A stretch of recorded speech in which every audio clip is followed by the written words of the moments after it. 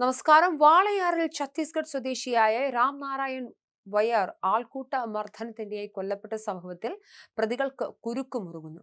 കേസിൽ SC/ST പീഡന നിരോധന നിയമത്തിലെ വകുപ്പുകൾ കൂടി ഉൾപ്പെടുത്തി. ഇതോടെ പ്രതികൾക്ക് ജാമ്യം ലഭിക്കുന്നത് ദുഷ്കരമാകും.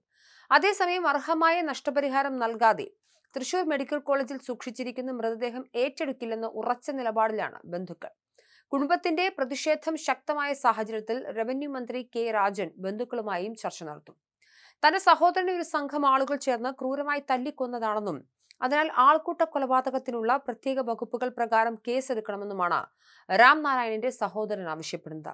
തെഹസീൻ പൂനാവാല കേസിലെ സുപ്രീം കോടതി വിധി മുൻനിർത്തി പ്രത്യേക അന്വേഷണ സംഘത്തെ രൂപീകരിക്കണമെന്നും അദ്ദേഹം ആവശ്യപ്പെട്ടു. മരിച്ച രാംനാരായണന്റെ 2 മക്കളുടെ ഭാവി മുൻനിർത്തി 25 ലക്ഷം രൂപ കേരള സർക്കാർ ധനസഹായം നൽകണമെന്നാണ് മറ്റൊരു പ്രധാന ആവശ്യം. ഇതുവരെ സർക്കാരിന്റെ ഭാഗത്തുനിന്നും യാതൊരു സഹായവും ലഭിച്ചിട്ടില്ലെന്നും കുടുംബം കുറ്റപ്പെടുത്തി. കൊലപാതകത്തിന് പിന്നിൽ രാഷ്ട്രീയ താല്പര്യങ്ങൾ ഉണ്ടോ എന്ന കാര്യവും ചർച്ചയാകുന്നുണ്ട്. പിടിയിലായ പ്രതികൾ വിവിധ രാഷ്ട്രീയ പാർട്ടികളിൽ സ്വാധീനമുള്ളവരാണെന്നാണ് സൂചന. മർദ്ദനത്തിന്റെ ദൃശ്യങ്ങൾ പ്രതികൾ തന്നെ മൊബൈലിൽ പകർത്തിയിരുന്നു. ഈ വീഡിയോ ദൃശ്യങ്ങൾ കേസിൽ നിർണായകമായ തെളിവുമാകും. കൃത്യമായ ആസൂത്രണത്തോടെയാണോ അതോ പെട്ടെന്നുണ്ടായ പ്രകോപനമാണോ ആക്രമണത്തിന് പിന്നിലെന്ന് പോലീസ് പരിശോധിച്ചു വരികയാണ്. കഞ്ചിക്കോട് കിൻഫ്ര പാർക്കിൽ ജോലി തേടിയെത്തിയ രാംനാരായണനെ ഒരു സംഘം തടഞ്ഞുവെച്ച് മർദ്ദിക്കുകയായിരുന്നു. മർദ്ദനമേറ്റ് അവശനായി വീണ രാംനാരായണന് കൃത്യസമയത്ത് ചികിത്സ ലഭ്യമാക്കുന്നതിൽ വീഴ്ചയുണ്ടായെന്നും ആക്ഷേപമുണ്ട്. 4 മണിക്കൂറോളം ഇയാൾ അവശനായി റോഡിൽ കിടന്ന ശേഷമാണ് പോലീസ് സ്ഥലത്തെത്തിയതും ആശുപത്രിയിലേക്ക് മാറ്റിയതും. ജലാശുപത്രിയിൽ എത്തിക്കുന്നതിന് മുൻപ് തന്നെ മരണം സംഭവിച്ചിരുന്നു. സംഭവത്തിൽ വാളയാർ, അട്ടപ്പള്ളം, മാതാളിക്കാട് സ്വദേശികളായ 5 പേരെ പോലീസ് നിലവിൽ കസ്റ്റഡിയിലെടുത്തിട്ടുണ്ട്. അറസ്റ്റ് ഉടനെ രേഖപ്പെടുത്തുമെന്നാണ് അറിയുന്നത്. വടക്കേ ഇന്ത്യയിൽ നിന്നുള്ള തൊഴിലാളികൾക്ക് നേരെ വർദ്ധിച്ചു വരുന്ന വിദ്വേഷവും അക്രമങ്ങളും സർക്കാരിനെ പ്രതിരോധത്തിലാക്കിയിട്ടുണ്ട്. ദേശീയ ശ്രദ്ധ നേടിയ കേസിൽ കേന്ദ്ര മനുഷ്യാവകാശ കമ്മീഷനും പട്ടികജാതി കമ്മീഷനും ഇടപെടാനും സാധ്യതയുണ്ട്. ഛത്തീസ്ഗഡ് സർക്കാരും വിഷയത്തിൽ കേരളത്തോട് വിശദീകരണം തേടിയേക്കും. ഇതര സംസ്ഥാന തൊഴിലാളികളുടെ സുരക്ഷ ഉറപ്പാക്കുന്നതിൽ കേരളം പരാജയപ്പെടുന്നു എന്ന വിമർശനത്തിന് ഈ സംഭവം വീണ്ടും ആക്കം കൂട്ടിയിരിക്കുകയാണ്.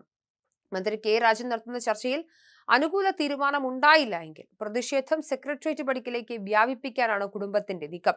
വാളയാർ, അട്ടപ്പള്ളം, മാതാളിക്കാട് സ്വദേശികളായ അനീഷ്, സുജിത്ത്, വിനീഷ്, ഗിരീഷ്, പ്രദീപ് എന്നിവരാണ് അറസ്റ്റിലായത്. ഇവരെ കൃത്യം നടന്ന കഞ്ചിക്കോട് കിൻഫ്ര പാർക്കിന് സമീപമെത്തിച്ച് തെളിവെടുപ്പ് നടത്തി.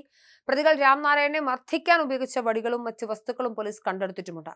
കോടതിയിൽ ഹാജരാക്കിയ പ്രതികളെ 14 ദിവസത്തേക്കാണ് റിമാൻഡ് ചെയ്തത്. മർദ്ദനത്തിന്റെ ദൃശ്യങ്ങൾ മൊബൈൽ ഫോണിൽ പകർത്തിയ പ്രതിയുടെ ഫോൺ പോലീസ് ശാസ്ത്രീയ പരിശോധനയ്ക്കും അയച്ചിട്ടുണ്ട്. കൂടുതൽ പേർക്ക് അക്രമത്തിൽ പങ്കുണ്ടോ എന്ന് പോലീസ് അന്വേഷിക്കുന്നുണ്ട്. പ്രതികൾക്കെതിരെ കൊലപാതക കുറ്റത്തിന് പുറമെ SC/ST പീഡന നിരോധന നിയമത്തിലെ ജാമ്യമില്ലാ വകുപ്പുകളും ചേർത്തിട്ടുണ്ട്. എന്നാലും സാംസ്കാരിക കേരളത്തിന് വളരെ നാണക്കേടുണ്ടാക്കിയ സംഭവമായിരുന്നു അട്ടപ്പള്ളത്തെ ആൾക്കൂട്ട കൊലപാതകം. എന്തായാലും രാംനാരായണന്റെ ബന്ധുക്കൾ കേരളത്തിലേക്ക് എത്തിയിട്ടുണ്ട്. 25 ലക്ഷം രൂപ നഷ്ടപരിഹാര തുക നൽകാതെ മൃതദേഹം ഏറ്റെടുക്കില്ല എന്നാണ് ബന്ധുക്കൾ അറിയിച്ചിരിക്കുന്നത്. നിർധനരായ കുടുംബമാണ്, 2 കുട്ടികളുണ്ട്, അനാഥരായിട്ടുണ്ട് അവർ. അതുകൊണ്ട് പണം ആവശ്യമുണ്ട് എന്നാണ് കുടുംബത്തിന്റെ ആവശ്യം. എന്തായാലും സർക്കാർ ഇതുവരെയും ഏതെങ്കിലും തരത്തിലുള്ള പണം നൽകാമെന്നുള്ള വാഗ്ദാനങ്ങളും നൽകിയിട്ടില്ല. ഇതിനെതിരെ പ്രതിപക്ഷം പ്രതിഷേധം കടുപ്പിക്കുന്നുണ്ട്.